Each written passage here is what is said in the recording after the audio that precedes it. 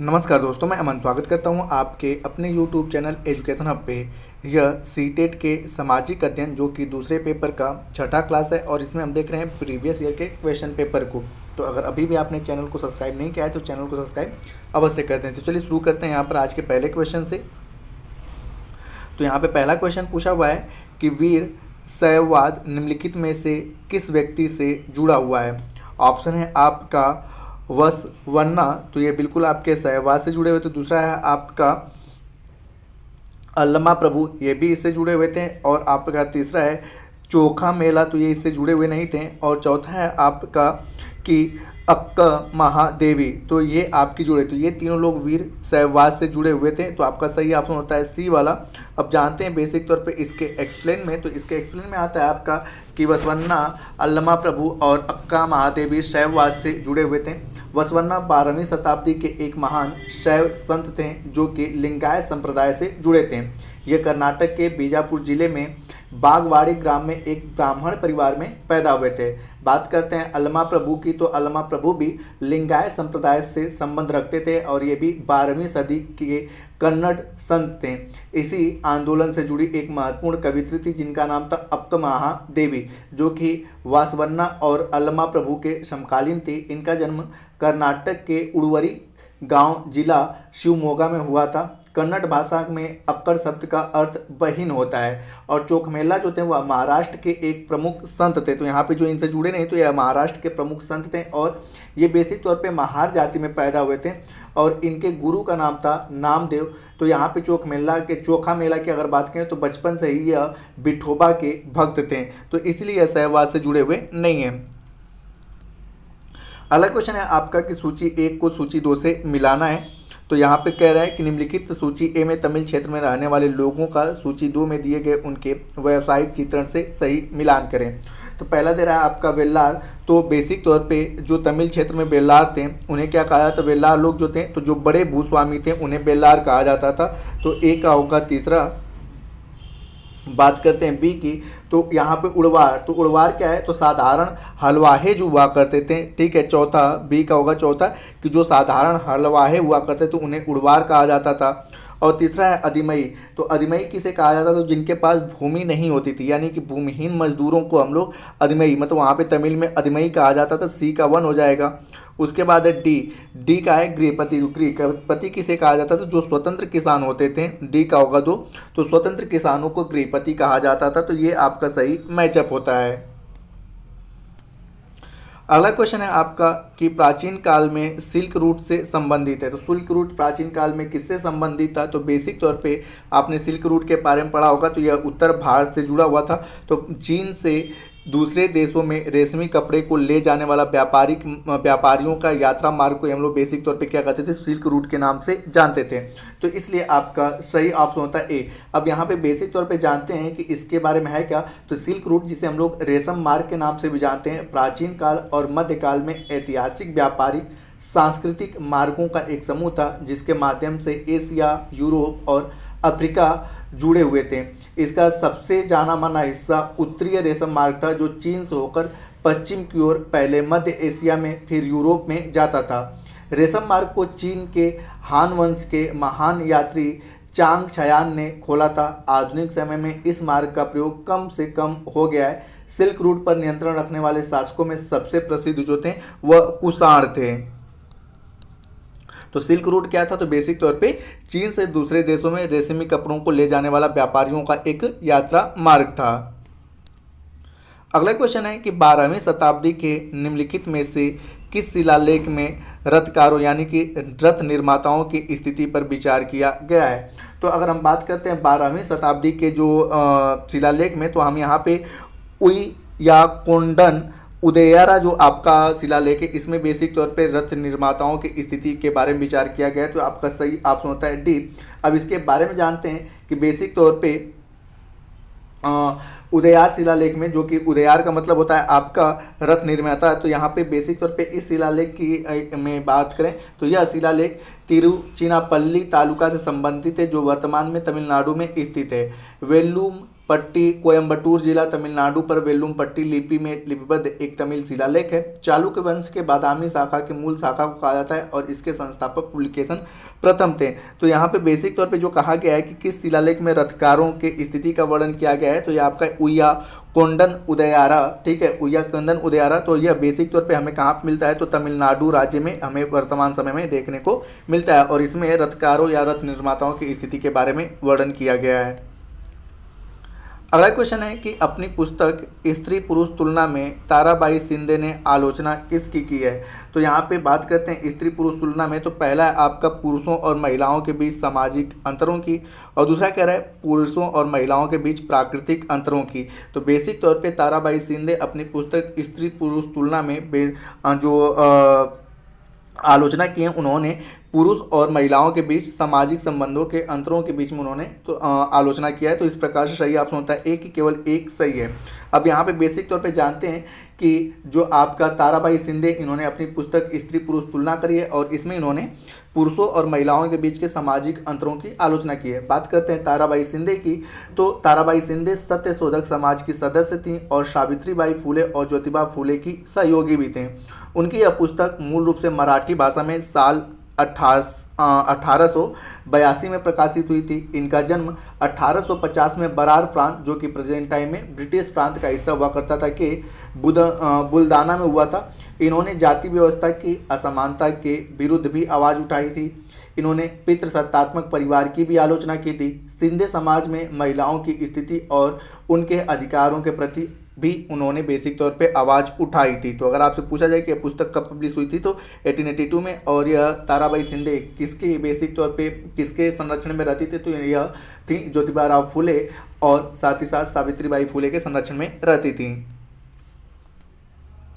अगला क्वेश्चन है निम्नलिखित में से किस ग्रंथ में पेरिया लवार अंडाल तोडरडी डप्पो अलवार और नम्मल्लावर के गीतों का संकलन किया गया है। तो अब यहाँ पे ये आपका सही ऑप्शन होता है ए कि दिव्य प्रबंधम में पेरिया लवार और अंडाल और तोडर डिप्पोडी अलवार और नम्मालवार के गीतों का संकलन किया गया है। तो आपका सही ऑप्शन होता है ए।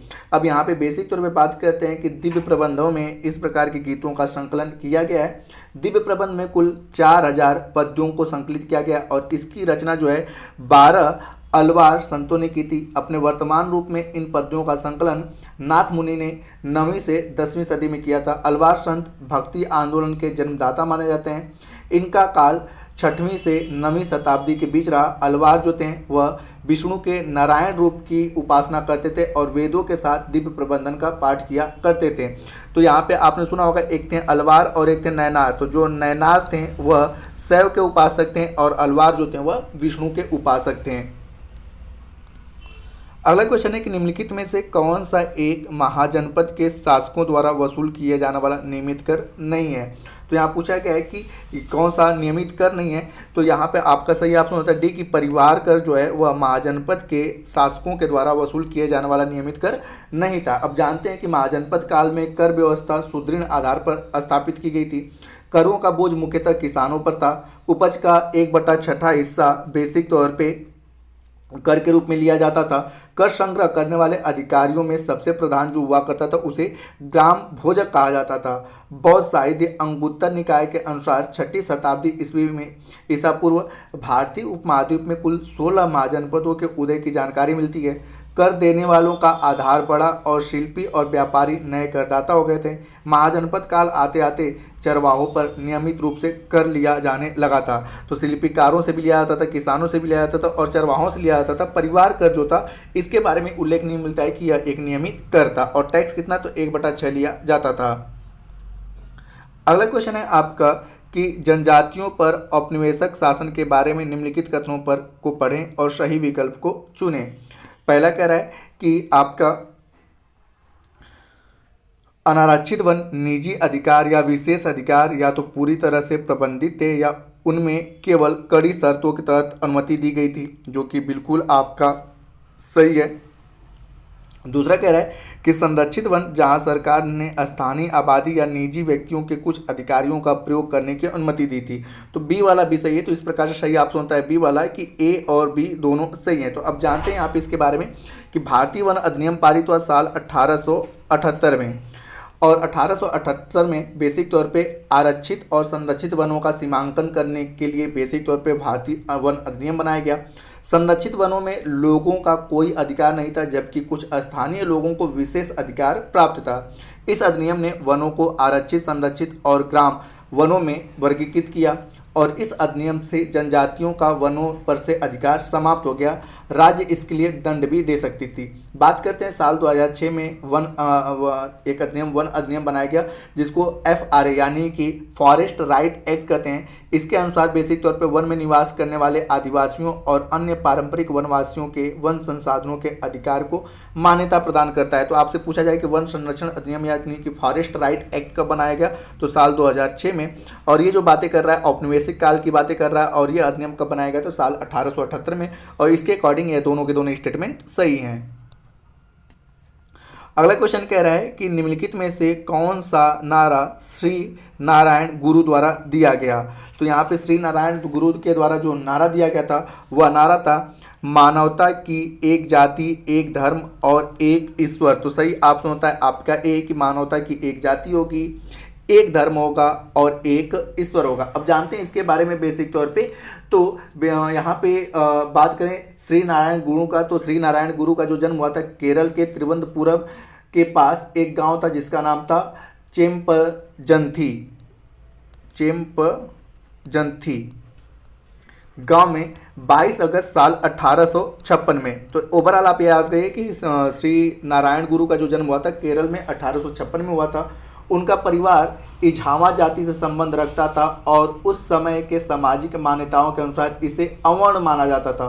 उन्होंने साल 1888 में अरविपुड़ू में भगवान शिव को समर्पित एक मंदिर बनाया जो उस समय के जाति आधारित प्रतिबंधों के खिलाफ था। भारत के उपराष्ट्रपति श्री नारायण गुरु की कविताओं का अंग्रेजी अनुवाद नॉट मैनी बट वन प्रकाशित किया। ठीक है, तो भारत के उपराष्ट्रपति आगे चल के जो हुए तो उन्होंने श्री नारायण के जो कविता थे उनका भी उन्होंने पब्लिकेशन किया। तो यहाँ पे नारायण गुरु के द्वारा पूछा गया है कि नारा कौन सा है, तो मानो कि एक जाति हो, एक धर्म हो और एक ईश्वर हो। इनका जन्म 1856 में कहाँ पे हुआ था, केरल में हुआ था। अगला क्वेश्चन कर रहा है कि निम्नलिखित में स्वाभिमान आंदोलन किसने शुरू किया था। तो बात करते हैं स्वाभिमान आंदोलन की। तो स्वाभिमान आंदोलन EV रामास्वामी, जिसे हम लोग शॉर्ट भाषा में पेरियार के नाम से भी जानते हैं, इन्होंने शुरू किया था। तो सही ऑप्शन होता है आपका ए। अब जानते हैं यहाँ पर इनके बारे में कि पेरियार द्वारा साल 1920 में स्वाभिमान आंदोलन शुरू किया गया था। इस आंदोलन का उद्देश्य धर्म, जाति, पुरोहितवाद के विरुद्ध जन जागरण करना था। इसका पूरा नाम इरोड वेंकट, मतलब कि अगर हम EV रामास्वामी की अगर बात करें तो इनका पूरा नाम था इरोड वेंकट नायकर रामास्वामी, जो इनको शार्ट भाषा में पेरियार के नाम से अत्यधिक या प्रभावशाली व्यक्ति थे। इन्हें द्रविड़ आंदोलन, बेसिक तौर पे इनके आंदोलन को हम लोग द्रविड़ आंदोलन भी कहते हैं। स्वाभिमान आंदोलन मूल रूप से पिछड़ी जातियों के लिए समान अधिकारों की मांग कर रहा था और इस आंदोलन का केंद्रभूत महिला, मतलब कि जो मुख्य भूमिका थी उसमें महिलाओं का अधिकार था।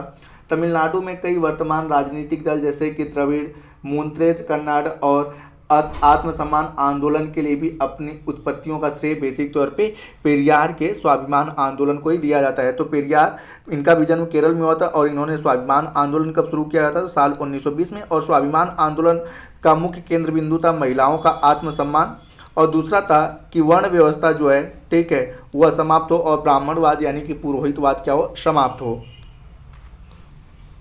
अगला क्वेश्चन है आपका कि नीचे दिए गए कथन A, B, C को पढ़ें तथा सही विकल्प का चयन करें। तो पहला जो कह रहा है आपका कि 19वीं शताब्दी में नए शहरों में मजदूरों की मांग बढ़ी, तो यह बिल्कुल आपका सही है कि 19वीं शताब्दी में नए शहरों में, ठीक है, बेसिक तौर पे मजदूरों की मांग बढ़ी थी। B कह रहा है आपका कि गांव और कस्बों से अपेक्षाकृत धनी लोग शहरों में मजदूरी करने के लिए जाने लगे। तो यह गलत है कि गांव और कस्बे में अपेक्षाकृत धनी लोग क्यों जाएंगे भाई, ठीक है, तो इसलिए आपका B वाला गलत है। C वाला कह रहा है आपका कि हालांकि परंतु नए स्थानों पर काम की दशाएं कठोर थी। यह निचली जातियों के लोग सवर्ण जमींदारों द्वारा उनके जीवन पर दमनकारी कब्जे से छूट मतलब कि छूट कर निकलने का एक मौका था। तो यह बिल्कुल सही था कि जहाँ पर वह रह रहे थे निचली जातियों को लोग उन्हें दबाते थे, जमींदार दबाते थे, तो उनको निकलने का एक अच्छा मौका था कि हम नए रोजगार की तलाश में नए जगह पर जा रहे हैं। तो इसलिए ज़्यादा से ज़्यादा लोग एक जगह से दूसरी जगह पर पलायन किए। तो आपका सी वाला ऑप्शन सही होता है। इस प्रकार सही ऑप्शन होता है सी, कि ए और सी तो सही है परंतु बी आपका गलत है। अगला क्वेश्चन, निम्नलिखित में से कौन सा नेता एक लोकप्रिय छवि कृष्ण के सारथी के रूप में चित्रण में अंग्रेजों के खिलाफ युद्ध में अनन्य राष्ट्रवादी नेताओं का मार्गदर्शन कर रहा था? तो यहाँ पर जो कृष्ण के मतलब कि लोकप्रिय छवि कृष्ण के सारथी के रूप में जिनको दिखाया गया, उनका आपका जो नाम है यहाँ पे सही ऑप्शन होता है आपका सी, मोहनदास करमचंद्र गांधी। अब बेसिक तौर पे इनके बारे में जानें तो मोहनदास करमचंद्र गांधी एक लोकप्रिय छवि कृष्ण के सारथी के रूप में चित्रण में अंग्रेजों के खिलाफ युद्ध में अन्य राष्ट्रीयवादी नेताओं का मार्गदर्शन कर रहे हैं। चंपारण सत्याग्रह 1917 में गांधी जी ने भारत में आंदोलन का पहला सफल प्रयोग किया। इसी आंदोलन में उन्हें राष्ट्रवादी नेताओं का मार्गदर्शन करना प्रारंभ किया और अंत समय तक मार्गदर्शन करते रहे। चंपारण सत्याग्रह से ही रविन्द्रनाथ टैगोर द्वारा उन्हें महात्मा सबसे विभूषित किया गया। इसके बाद साल 1920 में ब्रिटिश सरकार के विरुद्ध महात्मा गांधी ने असहयोग आंदोलन नॉन कोऑपरेटिव मूवमेंट शुरू किया। नमक सत्याग्रह यानी कि डांडी मार्च 12 मार्च 1930 को शुरू किया और छुआछूत के विरुद्ध दलित आंदोलन 8 मई 1933 से शुरू किया। 1942 में अंग्रेजों भारत छोड़ो का उन्होंने नारा दिया। भारत छोड़ो आंदोलन में महात्मा गांधी ने हरिजन इंडिया ओपिनियन और यंग इंडिया पत्रिकाओं का भी संपादन किया। अगला क्वेश्चन है कि निम्नलिखित कथनों ए तथा बी को पढ़िए और यहाँ पे कह रहा है सही विकल्प का चयन कीजिए। तो पहला कह रहा है आपका कि औरंगजेब ने कंपनी को शुल्क मुक्त व्यापार करने का अधिकार देते हुए एक फरमान जारी किया था। तो आपका ए वाला ऑप्शन बिल्कुल सही है। बी कह रहा है कि कंपनी अधिक रियायतें नहीं चाहती थी और मौजूदा विशेषाधिकार में हेर फेर करने की कोशिश नहीं करती थी। तो यह बिल्कुल गलत है, क्योंकि कंपनी चाहती थी कि अधिक से अधिक उसे रियासत मिले और विशेषाधिकार में ठीक है ज़्यादा से ज़्यादा कानून उसके पक्ष में हो। तो इसलिए दूसरा वाला गलत है। तो आपका सही ऑप्शन होता है डी वाला कि ए तो सही है परंतु बी गलत है। अब जानते हैं कि औरंगजेब ने कंपनी को शुल्क मुक्त व्यापार करने का अधिकार देते हुए एक फरमान भी जारी किया था और कि बेसिक तौर पर कि जब कंपनी अधिक रियासतें नहीं चाहती थी। और अगर आगे की हम बात करें तो यहाँ पर 1600 में महारानी एलिजाबेथ ने ईस्ट इंडिया कंपनी को चार्टर या अनुमति दी कि भारत में व्यापार करने की, और भारत में पहली इंग्लिश ईस्ट इंडिया कंपनी की स्थापना जो था साल 1600 में किया गया था।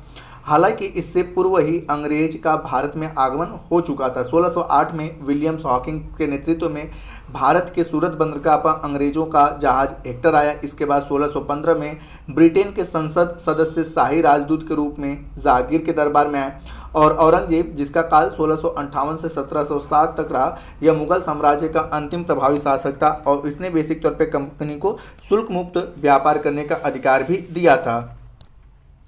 अगला क्वेश्चन है निम्नलिखित में से कौन सा कथन भारतीय संविधान की विशेषताओं के बारे में सही है और जबकि इसका प्रारूपण हुआ है? आगे कह रहा है आपका कि सही विकल्प का चयन करें। तो पहला जो कह रहा है आपका कि इनमें उन समुदायों को जो कि भारत के सबसे बड़े बड़े अनुपात को संगठित करते हैं उनको मतदान के अधिकारों को अंगीकृत किया गया था। तो यह आपका सही नहीं होता है, क्योंकि केवल बड़े समुदायों के मतदान के अधिकार को अंगीकृत नहीं किया गया था जब इसका प्रारूपण हुआ था। तो आगे कह रहा है कि इसमें सभी नागरिकों को कानून की नज़र में समान माना गया है, बिल्कुल सही है। और अगला कह रहा है कि इसमें समाज के निर्धन और सबसे वंचित तबकों के लिए विशेष सुविधाओं की व्यवस्था की गई है। तो यह भी आपका सही है। तो इस प्रकार से सही ऑप्शन होता है बी वाला कि बी और सी तो सही है परंतु ए गलत है।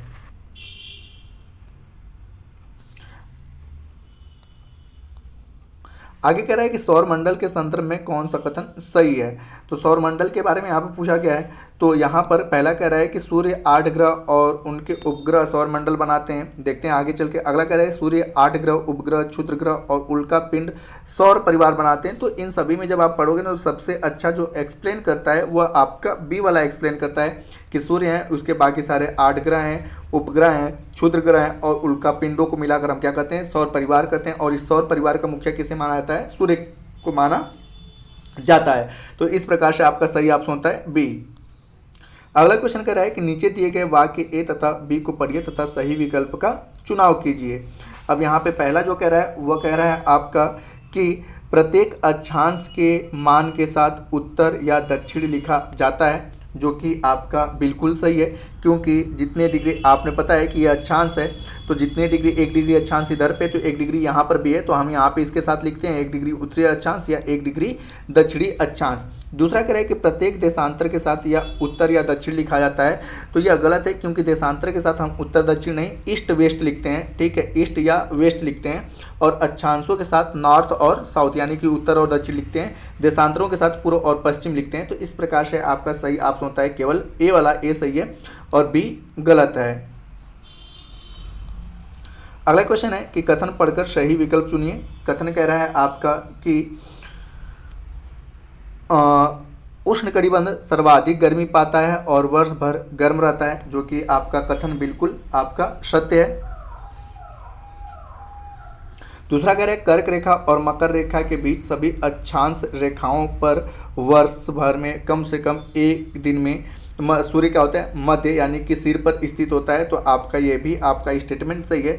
तो आप देख सकते हो कि जो उष्णकटिबंधीय क्षेत्र होता है, ठीक है, इसका जो विषुव मतलब उष्णकटिबंधीय क्षेत्र जो विषुवत रेखा की पेटी यहाँ पर क्या होती है कि सर्वाधिक गर्मी होती है, और जिसके कारण यहाँ पर वर्ष भर वर्षा होता है। और कर्क रेखा 23.5 डिग्री उत्तरी अक्षांश को हम लोग कर्क रेखा कहते हैं, और 23.5 डिग्री दक्षिणी अक्षांश रेखा को हम लोग मकर रेखा के नाम से जानते हैं। तो यहाँ पे बेसिक तौर पे कह रहा है कि कर्क रेखा और मकर रेखा के बीच सभी अक्षांश रेखाओं पर वर्ष में कम से कम एक बार दिन के मध्य सूर्य सिर पर रहता है, तो यह बिल्कुल आपका सही है।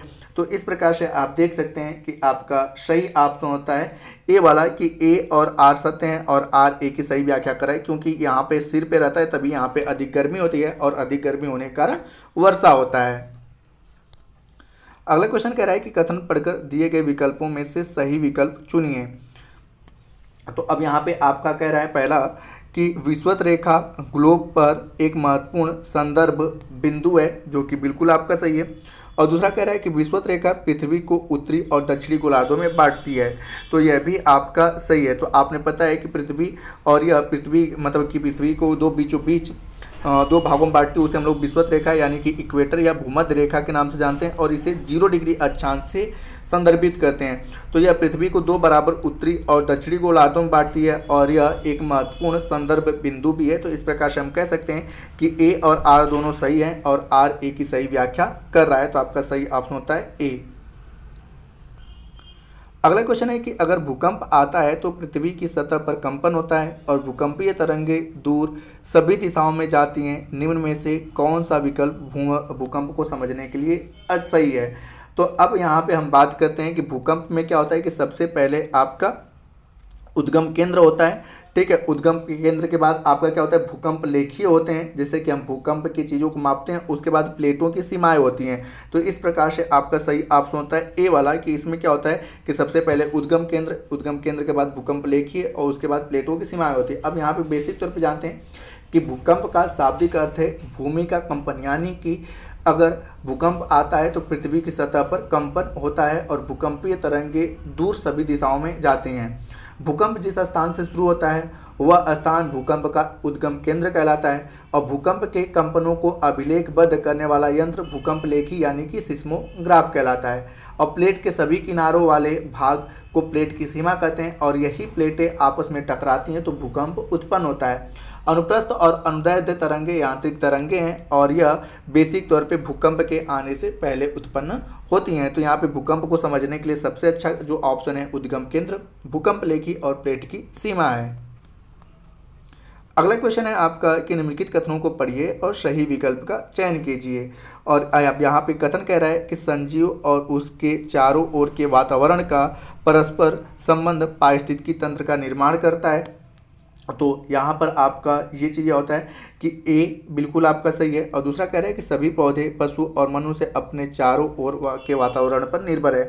तो बी वाला भी यानी कि आर व भी जो आपका कारण है वो भी सही है, परंतु कारण का कथन से कोई रिलेशन नहीं है। तो इस प्रकार से आप कह सकते हैं कि ए और आर दोनों तो सत्य हैं, परंतु आर ए की सही व्याख्या नहीं कर रहा है। तो आपका सही ऑप्शन होता है बी। अगला जो क्वेश्चन है उसको मैचअप कराना है यहाँ पे। तो देखते हैं यहाँ पर कि कह रहा है कि पर्यावरण के क्षेत्रों का सही मिलान करें उनके उदाहरणों के साथ। तो पहला कह रहा है कि लिथोस्फीयर यानी कि स्थल मंडल किसका बना होता है। तो बेसिक तौर पे अगर इनमें से हम देखें तो ए का होगा 3 कि धातु और चट्टानों को हम लोग क्या कह लेते हैं, स्थल मंडल कहते हैं। दूसरा कह रहा है आपका एटमॉस्फेयर यानी कि वायुमंडल। तो वायुमंडल क्या होता है, तो हवा की विभिन्न गैसों से निर्मित, ठीक है, हवा की विभिन्न गैसों से निर्मित को हम क्या कहते हैं, एटमॉस्फेयर यानी कि वायुमंडल। तो बी का हो जाएगा आपका 4। उसके बाद सी है आपका बायोस्फीयर यानी कि जैवमंडल। तो पौधे और जीवों को मिलाकर हम क्या कहते हैं, बायोस्फीयर कहते हैं। तो सी का हो जाएगा 2। और उसके बाद डी दिया आपका हाइड्रोस्फीयर यानी कि जलमंडल। तो जल समूह जैसे नदियाँ, झील, समुद्र, इसे हम लोग क्या कहते हैं, हाइड्रोस्फीयर यानी कि जलमंडल। तो डी का हो जाएगा 1। तो ये आपका सही मैचअप होता है। अगला क्वेश्चन कर रहा है कि निम्नलिखित में से कौन सी वायु में मौजूद गैसों से ग्रीन हाउस गैस से होती हैं। तो बेसिक तौर पे जो होता है ग्रीन हाउस गैसों के लिए सबसे ज़्यादा इफेक्टिव जो होता है वह कार्बन डाइऑक्साइड होता है। तो इस प्रकार से सही आपको होता है डी, ठीक है। अगला क्वेश्चन है कि वायु विभिन्न गैसों का सम्मिश्रण है, वायु के विषय में सही कथन का चुनाव करें। तो अब यहाँ पे आपके कई सारे कथन दिए गए हैं, तो कथन हम पढ़ते हैं, उसके बाद हम उनके चुनाव को देखते हैं। तो यहाँ पर पहले आपका है कि कौन सा सही है और कौन सा गलत है। तो पहले जो कह रहा है आपका कि पौधे वायु से सीधे नाइट्रोजन लेते हैं। तो यह बिल्कुल आपका गलत है, क्योंकि पौधे जो वायु से नाइट्रोजन लेते हैं वह नाइट्रेट के रूप में लेते हैं, न कि सीधे नाइट्रोजन लेते हैं। तो पहला क्या है आपका गलत है, ए आपका गलत है। बी कह रहा है कि हरे पौधे ऑक्सीजन छोड़ते हैं। तो ये आपका सही है कि जितने भी हरे पौधे होते हैं वो कार्बन डाइऑक्साइड को अवशोषित करते हैं और ऑक्सीजन को छोड़ते हैं। सी कह रहा है हीलियम, आर्गन और ऑक्सीजन गैस में, जो ऑक्सीजन गैस वायु में प्रचुर मात्रा में है। तो ये आपका गलत है, क्योंकि जो हमारे वायुमंडल में प्रचुर मात्रा में वो नाइट्रोजन और ऑक्सीजन है। हीलियम और आर्गन जो है वह निम्नतम मात्रा में है। तो इस प्रकार से सी वाला बी ऑप्शन आपका गलत होता है। और डी कह रहा है कि छोटे छोटे धूलिकण वायु में मौजूद होते हैं। तो हम अक्सर करके इसको हम देख सकते हैं कि जब गर्मियों के समय में रोशनदान से सूर्य का प्रकाश आता है अंदर, तो उसमें हम छोटे छोटे जो होते हैं कि धूलकण को वायु में देख सकते हैं। तो आपका डी वाला क्या है, सही है। तो अब पूछ रहा है कि सही विकल्प का चयन कीजिए। तो यहाँ पे आप देख सकते हैं ए और सी क्या हैं, आपके गलत हैं।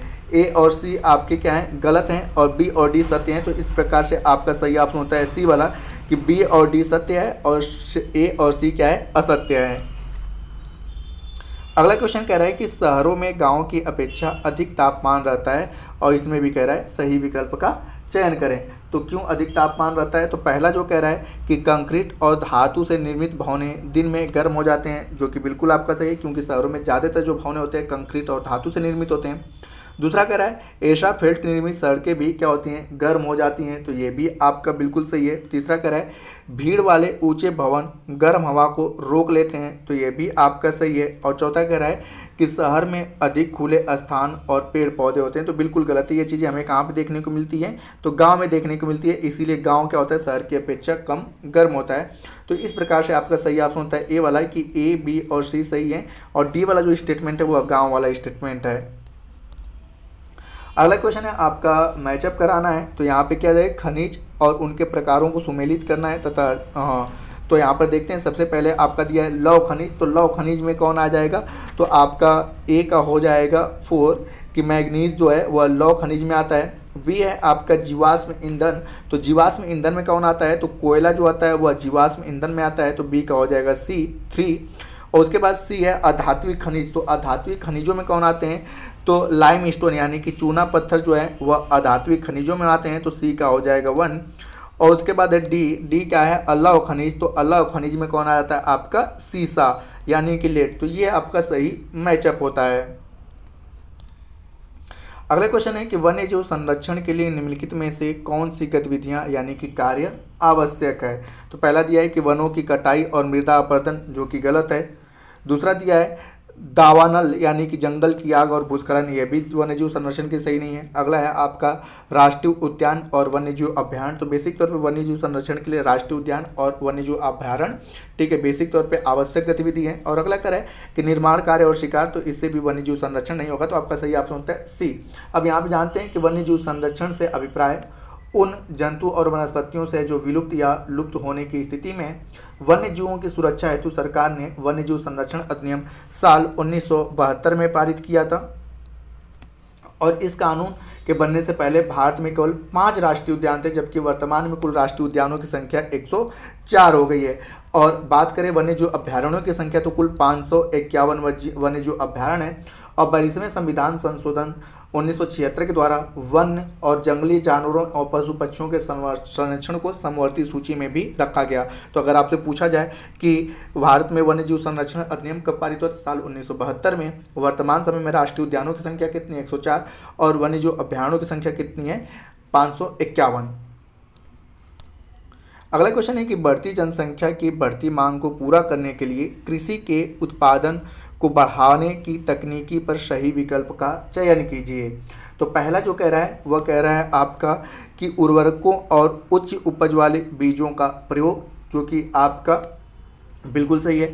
दूसरा कह रहा है आपका कि बोए गए क्षेत्रों में विस्तार करके, ये भी आपका सही है। और तीसरा जो आपका कह रहा है कि वर्षा निर्भर कृषि, तो यह गलत है। और चौथा कह रहा है कि कृषि का मशीनीकरण, तो ये भी आपका सही है कि ये सारी की सारी चीज़ें कृषि के उत्पादन को बढ़ावा देने की तकनीकों का सही विकल्प है। तो इस प्रकार से आपका सही ऑप्शन होता है सी, कि ए, बी और डी तो सही है, परंतु सी आपका गलत है, क्योंकि यह ठीक है कि अगर वर्षा पर निर्भर खेती करेंगे तो यह सही नहीं होगा। अब यहाँ पे जानते हैं कि उर्वरकों और उच्च उपज वाले बीजों का प्रयोग करके बोए गए क्षेत्र में विस्तार करके तथा कृषि का मशीनीकरण करके बढ़ती जनसंख्या की मांग को पूरा करने के लिए कृषि की उत्पादकता को बढ़ाया जा सकता है। उर्वरकों से पौधों की आवश्यक पोषक तत्वों की प्राप्ति होती है, साथ ही उन्नत उपज वाली संशोधित बीजों का प्रयोग करके उत्पादन में वृद्धि की जा सकती है। साल 1966 से 67 के बीच में हरित क्रांति के आने से देश में कृषि उत्पादक बढ़ा और खाद्यान्न में आत्मनिर्भरता भी बढ़ी। अगला क्वेश्चन है आपका कि निम्नलिखित में से कौन सा पूर्वाग्रह की संकल्पना को समझाने के लिए उपयुक्त उदाहरण है। तो यहाँ पे पूर्वाग्रह की संकल्पना के बारे में पूछा गया है, तो अब देखते हैं इसके बारे में। तो पहला कह रहा है कि लोग एक दूसरे को बराबरी यानी कि समान रूप से देख रहे हैं, तो ये आपका पूर्वाग्रह में नहीं है आएगा। दूसरा कह रहा है कि लोग अन्य लोगों को नकारात्मक रूप से देख रहे हैं, तो यह बेसिक तौर पर पूर्वाग्रह से ग्रसित है। तीसरा आपका कह रहा है कि लोग एक दूसरे का सम्मान कर रहे हैं, तो यह पूर्वाग्रह में नहीं आएगा। और चौथा कह रहा है कि श्रेष्ठता एवं हीनता की भावना, तो यह बेसिक तौर पे श्रेष्ठता और हीनता की भावना पूर्वाग्रह से ग्रसित है। तो इस प्रकार से आपका सही ऑप्शन होता है डी वाला, कि बी और डी जो है वह पूर्वाग्रह से ग्रसित भावना को, संकल्पना को समझाने का सबसे अच्छा उदाहरण हो सकता है। अगला क्वेश्चन है कि निम्नलिखित में से कौन से कारक क्षेत्र की विविधता पर असर यानी कि प्रभाव डालते हैं, सही विकल्प का चयन कीजिए। तो यहाँ पर पूछा गया है कि क्षेत्र की विविधता, तो पहला कह रहा है कि भिन्न खान पान और कपड़ों की आदतें, तो यह बिल्कुल सही है कि अलग अलग क्षेत्रों में आप जाएंगे तो अलग अलग खान पान और अलग अलग प्रकार के कपड़े पहने हुए आपको मिलेंगे।